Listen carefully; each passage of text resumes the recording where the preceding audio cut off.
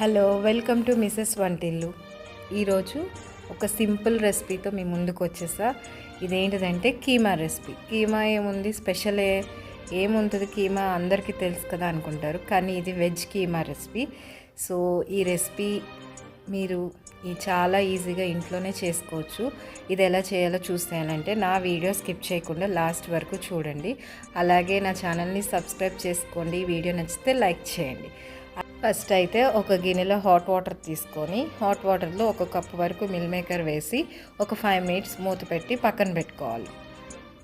ఇలా పక్కన పెట్టుకున్న తర్వాత ఒక ఉల్లిపాయని అలాగే 3 పచ్చిమిర్చిని తీసుకొని చిన్న చిన్న ముక్కలుగా కట్ చేసుకోవాలి. ఇలా కట్ చేసుకున్న తర్వాత స్టవ్ వెలిగించి స్టవ్ మీద పాన్ పెట్టి ఒక 3 స్పూన్స్ వరకు ఆయిల్ వేసి ఉల్లిపాయ ముక్కల్ని అలాగే పచ్చిమిర్చి ముక్కల్ని వేయించుకోవాలి. ఇలా వేయించుకునేటప్పుడు ఏవైతే మిల్ మేకర్ మనం వాటర్లో వేసామో అవి తీసి పక్కకు తీసుకొని ఒక మిక్సీ జార్లో వేసుకొని లైట్గా, బాగా పొడిలా కాకుండా లైట్గా మిక్సీ చేసుకోవాలి. ఇలా మిక్సీ చేసుకున్న తర్వాత ఆనియన్స్ అన్నీ ఫ్రై అయిన తర్వాత 1.5 టీ స్పూన్ అల్లం పేస్ట్ వేసి పచ్చివాసన పోయే వరకు ఫ్రై చేసుకోవాలి.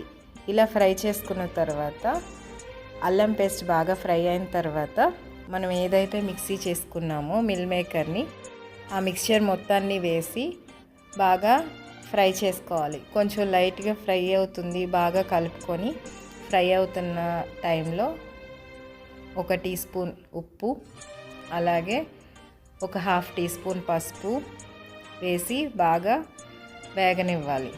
ఇలా వేగిన తర్వాత నేను ఇది పిల్లల కోసం చేస్తున్నాను కాబట్టి 1 టీ స్పూన్ కారం మాత్రమే వేసాను. 1 టీ స్పూన్ కారం వేసుకొని బాగా ఫ్రై చేసుకోవాలి. మనం ఎలాగైతే కీమా కర్రీ ఫ్రై చేస్తామో అలాగే ఫ్రై చేసుకొని లాస్ట్లో అవన్నీ వేగిన తర్వాత ఒక 1/2 టీ స్పూన్ గరం మసాలా వేసుకొని కొంచెం ఒక 2 మినిట్స్ వేగిన తర్వాత కొంచెం కొత్తిమీర కూడా వేసుకొని స్టవ్ ఆఫ్ చేసుకోవటమే. ఈ రెసిపీ మీకు నచ్చినట్లయితే ఈ వీడియోని లైక్ చేయండి.